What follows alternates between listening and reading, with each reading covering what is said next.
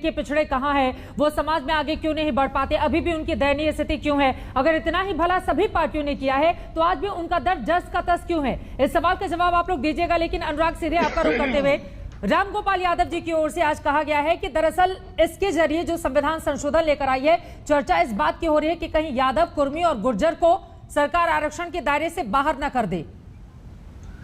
इस बात का डर है आप लोगों को? देखिए, एक चीज तो आपको माननी पड़ेगी कि जो सरकार है दरअसल में तानाशाही सरकार है। ये डरी हुई और सहमी हुई सरकार है।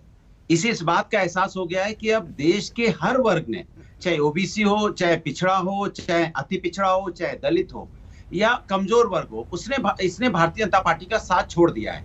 अब भारतीय जनता पार्टी को ऐसा लगने लगा है कि हम कौन सी ऐसी नीति अपनाएं जिससे हमें जनता का वोट मिले। अब जनता का वोट नहीं मिलना है तो देखिए, इनके सत्ता के अंदर में इनके सुर बदले नजर आ रहे हैं। इनकी क्लैरिटी नहीं है। किसी से पूछ ले जा, ये खुद ये कंफ्यूज है, इन्हें पता नहीं चल रहा है मुझे करना क्या है। क्योंकि इनके कुछ सांसद कुछ कह रहे हैं, कुछ नेता कुछ कह रहे हैं। उन्होंने तो मना कर दिया कि जातिगत जनगणना नहीं होगी। आप लोग कहते रहिए, सरकार ने कह दिया नहीं होगी। एक तरफ कहते, सुन तो लीजिए, एक तरफ कहते हैं हम जनगणना नहीं कराएंगे, दूसरी तरफ कहते हैं कि आरक्षण होना चाहिए। आज आरएसएस के वो प्रमुख कह रहे हैं नहीं आरक्षण तब तक रहना चाहिए जब तक कि हम पे इक्वलिटी नहीं आ जाती।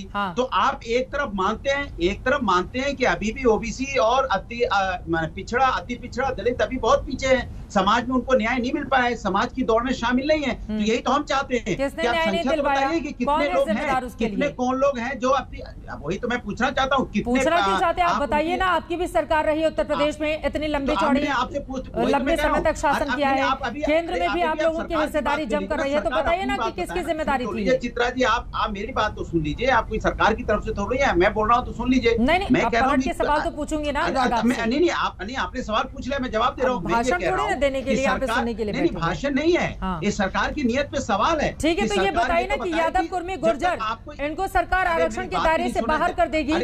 रामगोपाल यादव जी की ओर से आज ये क्यों कहा गया? चित्रा जी, आप इतना सवाल पूछेंगे, जवाब ही नहीं सुनेंगे तो कैसे जवाब मिलेगा?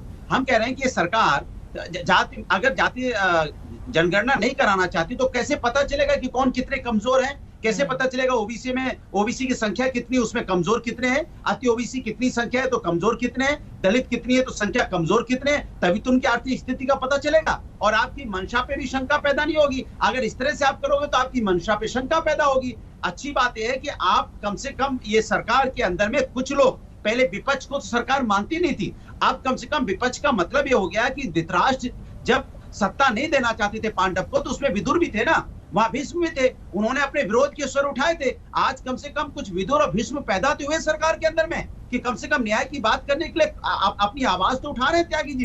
नहीं तो फिर त्यागी जी भी तो नहीं आवाज उठा रहे थे। आज कम से कम विपक्ष का मतलब तो सरकार समझे, सरकार को विपक्ष का मतलब तो समझ में आए। प्रेम शुक्ला जी, डर किस बात का है? वो कह रहे हैं कि अगर आप पिछड़ों के इतने ही हिमायती हैं तो पिछड़ा वर्ग आखिर कितना है, उनकी संख्या कितनी है, सामाजिक आर्थिक तौर पर उनकी हिस्सेदारी है भी या फिर नहीं है, इसको लेकर आंकड़ा आप जारी कर दीजिए।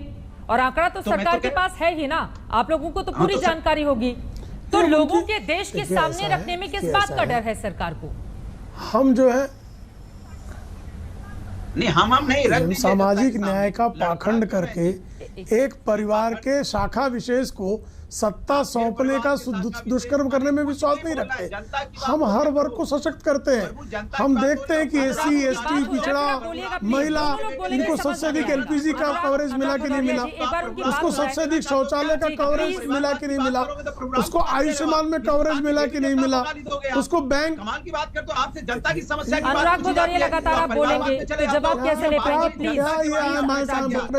समझ से परे है। कोविड काल में उनकी कितनी पता नहीं क्या क्या बके जा रहे हैं साहब। तमाम सवाल खड़े किए हैं, जवाब सुनिए। ओबीसी में कितने लोग हैं जो कमजोर हैं? ठीक है। यहाँ दलित में कितने लोग हैं? देखिए, मैं भारतीय जनता पार्टी का कार्यकर्ता हूँ। संयम रखना मेरा जो है बार-बार उनका फ्रेम पंचतत्व में है, वो नहीं उन तक हमारी आवाज आ रही थी। वारिस साहब मैं आऊंगी, लेकिन प्रेम शुक्ला जी आपका जल्दी से जवाब। अरे उनका जवाब ही नहीं है, संयम है, बस संयम ले लीजिए। देखिए, हम पिछड़ों को, दलितों को, अनुसूचित जाति जनजाति के और महिलाओं को कैसे न्याय सुनिश्चित हो उसके लिए सतत क्रियान्वयन कार्रवाइयां कर रहे हैं। भाई, एलपीजी में सबसे अधिक कवरेज हमने किसको दिया? सबसे अधिक बैंक्स में खाते किसके खुले? सबसे अधिक अगर हम अन्न का उत्सव उनको मना रहे हैं